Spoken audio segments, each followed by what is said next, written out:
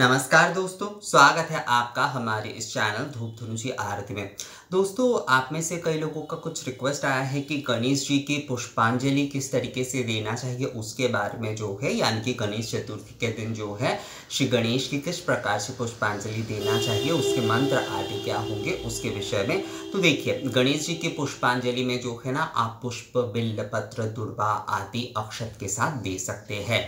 ये आप अगर जो है ध्यान रखिएगा दोस्तों, आप अगर जो है गणेश जी के चरण में पुष्प अर्पित कर रहे हैं तो उसमें केवल अक्षत, चंदन और पुष्प होना चाहिए। और अगर आप दुर्वा, बिल्व पत्र सहित जो है पुष्पांजलि प्रदान कर रहे हैं तो वो आपको कलश के ऊपर ही देना चाहिए।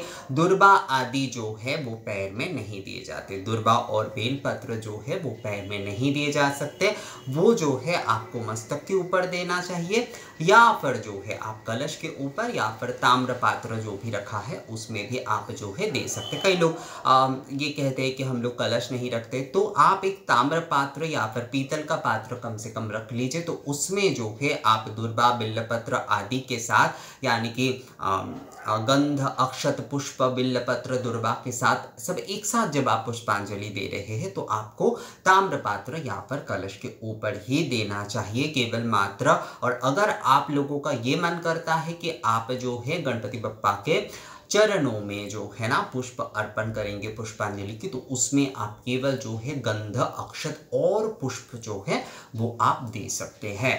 कई लोगों का ये भी सवाल होता है कि क्या अक्षत जो है वो भगवान को चढ़ाए। हाँ, अक्षत जो है वो आप चढ़ा सकते हैं, जैसे कि पुष्प ना मिलने पर गंधाक्षत से भी पूजन किया जाता है। तो गंध, अक्षत और गंध पुष्प जो है वो आप गणपति बप्पा के चरण में जो है वो आप अर्पण कर सकते हैं। ये कलश में भी आप अर्पण कर सकते हैं, पर बेल पत्र या दुर्वा के साथ जब आप पुष्पांजलि दे रहे हैं तो वो आपको कलश के ऊपर या फिर ताम्र पात्र में ही देना चाहिए।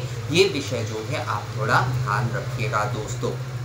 तो बेलपत्र और दुर्वा आदि के साथ हमेशा जो है कलश के ऊपर और ताम्र पात्र में ही पुष्पांजलि प्रदान करिएगा। और केवल गंध, अक्षत और पुष्प के साथ जो है दे रहे हैं तो आप चरण में भी दे सकते हैं और कलश के ऊपर भी। ये विषय ध्यान रखना बहुत ज़रूरी है। ये बहुत सारे लोग देखता हूँ मैं कि वो गलती करते हैं इस विषय को, पर ये चीज़ जो है ना वो आपको ध्यान देना चाहिए। ये एक जो है पद्धति है पुष्पांजलि का, तो इसे अनुसरण करना ही सही होता है।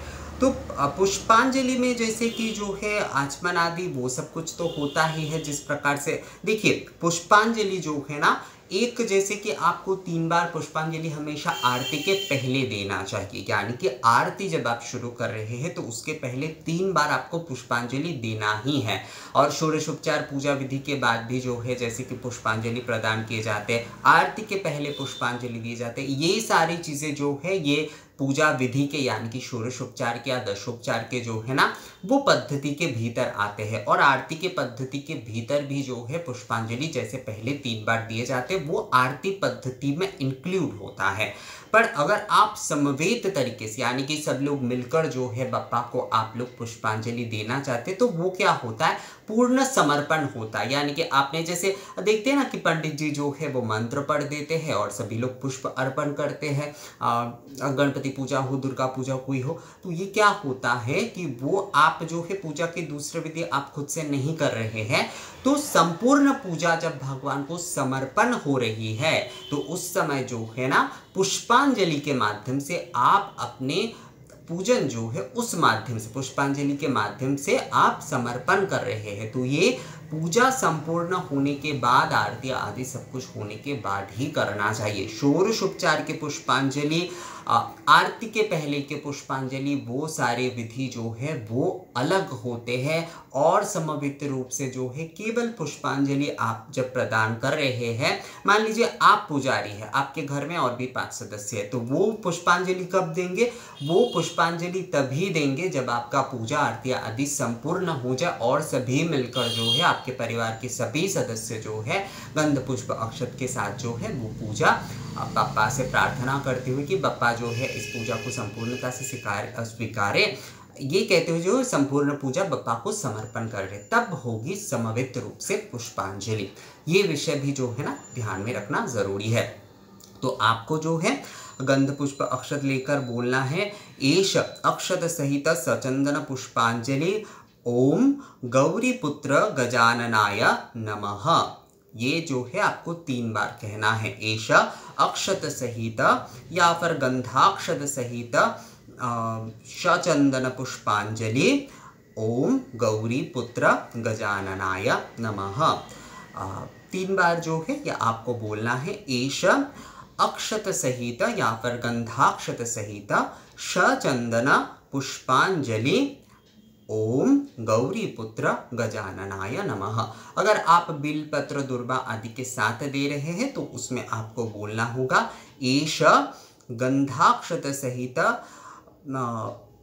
सचंदन पत्र दुर्वा पुष्पांजलि पत्र दुर्वा पुष्पांजलि ओम गौरीपुत्र गजाननाय नमः। ये कहते हुए जो है आपको पुष्पांजलि जो है वो आपको प्रदान करना है दोस्तों। अर्थात जब आप केवल गंध अक्षत और पुष्प प्रदान कर रहे हैं तो आपको कहना होगा एष गंधाक्षत सचंदन पुष्पांजलि, और जब आप जो है बेलपत्र दुर्वा आदि के साथ जो है आप पुष्पांजलि प्रदान कर रहे हैं तो आपको कहना होगा एष गंधाक्षत सचंदन पत्र दुर्वा सहित पुष्पांजलि ओम गौरीपुत्र गजाननाय नमः। ये कहते हुए जो है आपको पुष्पांजलि प्रदान करना है दोस्तों।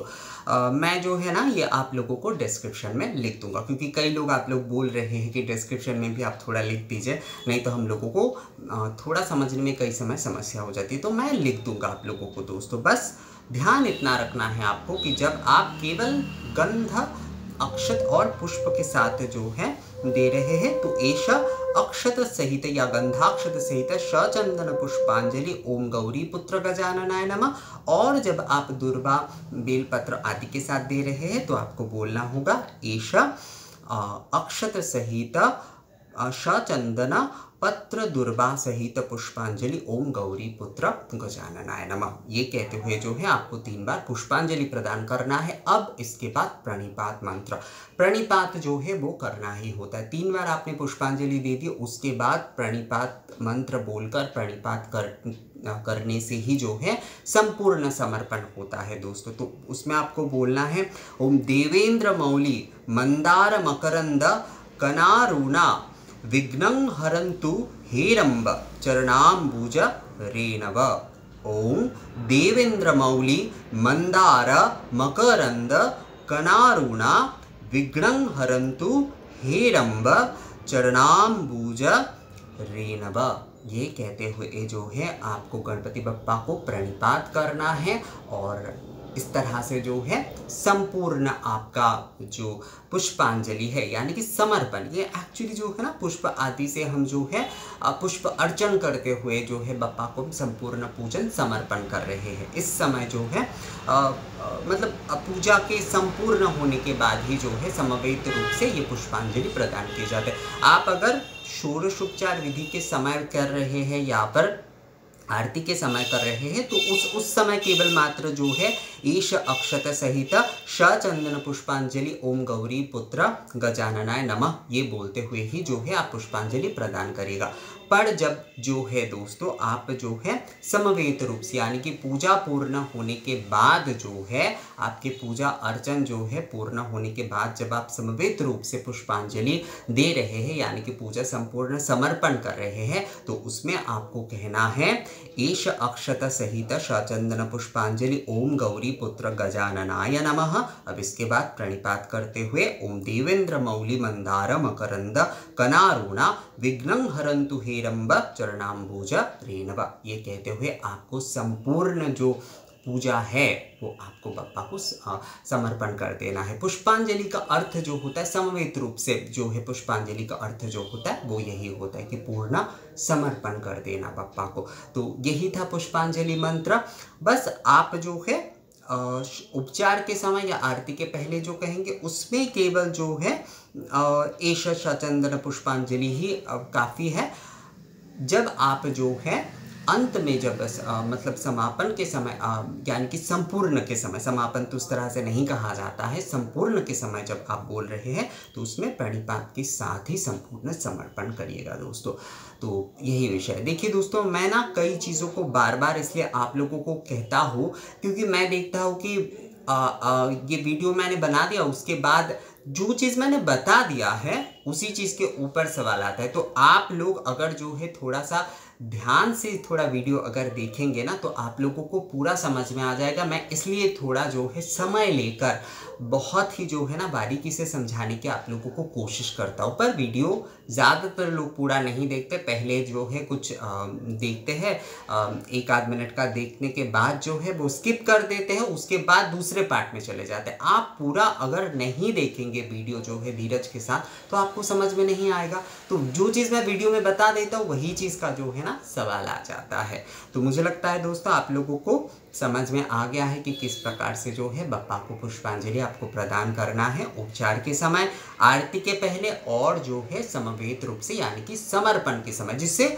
मूल रूप से पुष्पांजलि कहा जाता है। समवेत रूप से जो पुष्पांजलि दिए जाते हैं उसे ही पुष्पांजलि कहा जाता है एक्चुअली। तो ये किस तरीके से आपको करना है वो आप लोगों को समझ में आ गया है। इस बारे में अगर आप लोगों का कोई सवाल है तो मुझे कमेंट्स करके या मेल करके आप बता सकते हैं दोस्तों। मिलेंगे आपसे अगले वीडियो में नई जानकारी के साथ, तब तक के लिए नमस्कार।